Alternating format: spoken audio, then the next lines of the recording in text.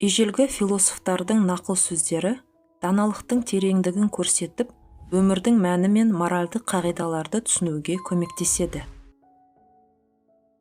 Саған сенген кісінің сенімін ақта. Адал жолмен жиналмаған дүние күлге айналады. Өзі мақтауға лайық адамнан мақтау естіген қандай жағымды. Істі өзің маңызды деп санағанда, орындауға талаптану артады.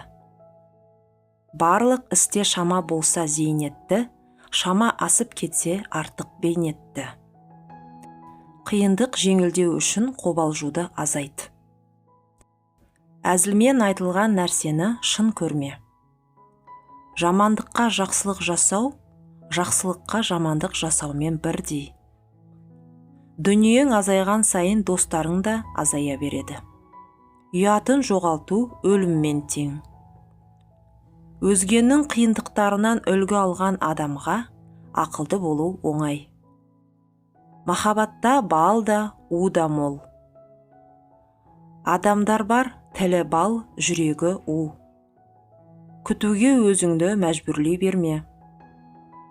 Лайықсызға жасалған жақсылық та жамандық. Шын дос қиыншылықта көрінеді. Қалағаныңды бермесе, бергенін ал. Өткеннің ізін құрметте. Әділетсіздікке төзуге болады, абыройдан айырғанға төзуге болмайды. Өзінің бақытсыздығын жасыруға шамасы келмеген адам аяуға лайық. Қалауынша өмір сүре алмаған, қолдан келгенінше өмір сүреді. Бос іске маңыз беретін адамның маңызды істе бостығын көресіз. Ылғи жаз болып тұрмайды. Барлық адамды қанағаттандыратын заң жоқ. Іске ие бол, сөз табылады. Бар үміт пен сенім өзіңе болсын. Бірдей істе екі адам атқарғанда, нәтиже бірдей болмайды. Екі кісі бірдей ісі үшін бірдей жаза алмайды. Біреулердің жазадан қорықпай істейтін ісін біреулер жасағанда жазаланады. Махаббат адамды танымастай өзгертіп жібереді. Бір өтірік екіншісін туындатады. Қанша адам болса, сонша пікір бар. Батылға тағдырдың өзі де жәрдемдеседі. Егер адам өзіне керектіге қанағаттанып қоя салар болса, онда оның төрт құбыласы түгел болған болар еді. Кешірек келген ойдың дұрысырақ болатыны бар.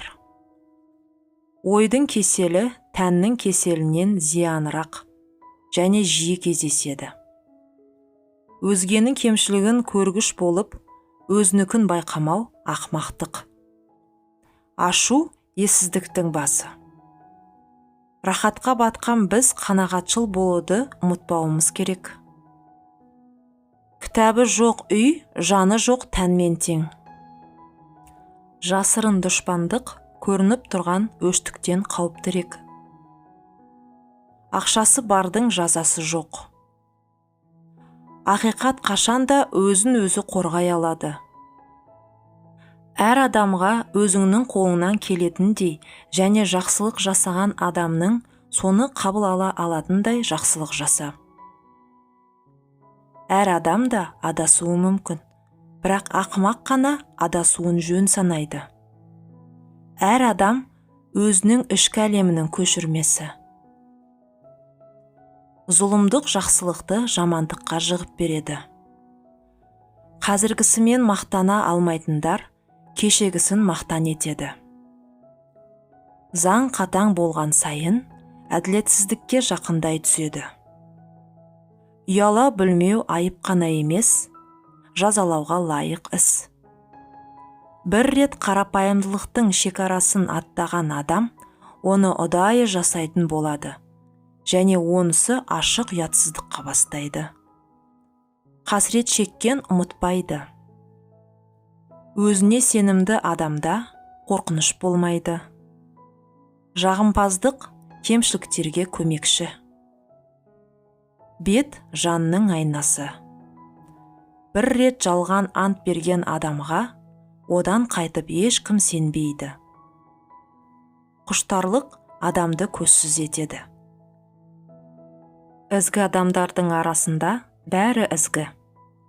Мен жас адамнан қарттықтың жақсы бір белгілерін, қарт адамнан жастықтың жақсы бір белгілерін көрсем қуанамын. Ойдың сапырылысы көп сөзділікке алып келеді. Ақылдыға өзі өкінетін істі жасау жат. Қорыққан адамыңды да, сенен қорқатын адамды да сүю мүмкін емес. Ызалы куәнің сөзіне сенбе. Қажеттілік қауіпті қару. Үйіне қарап иесін құрметтеме, иесіне қарап үйін құрметте. Ар мен абыройға қарсы келетін талапты қоймау және оны орындамау достықтың басты шарты. Қартайған сайын жалқаулықпен қол қусырып отырудан қаш. Ештеңе де мәңгі гүлдеп тұрмайды. Жайлылық болған кезде барлық қолайсыздықтан тұтастай құтылдым деп ойлаған адам қателеседі. Зердені жаттықтырып тұрмаған адам ұмытшақ бола береді. Байлықтың жемісі молдық, молдықтың көрінісі қанағат.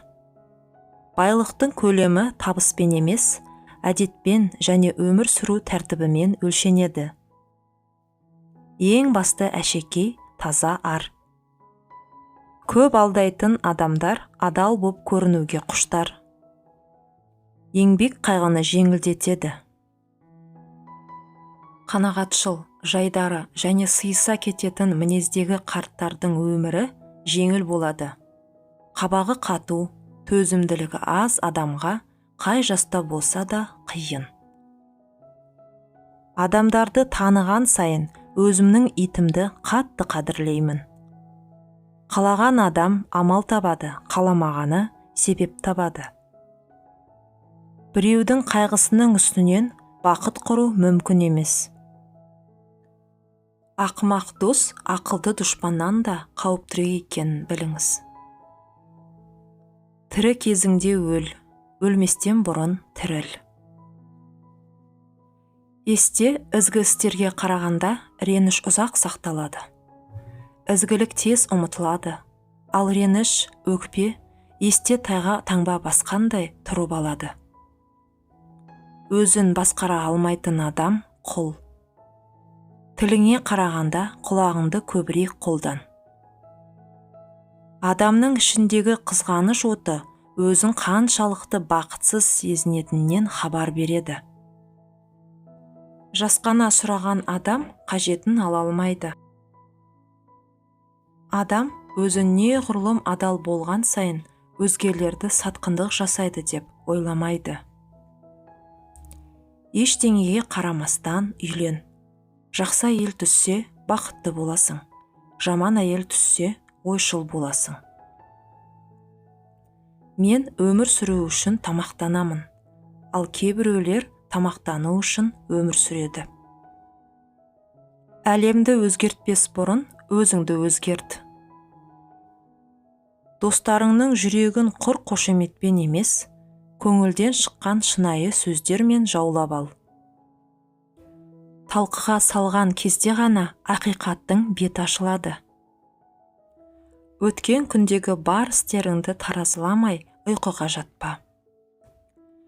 Таңертең оянғанда өзіңе «Мен не істеуім керек?» деген, ал жатарда «Мен не істедім?»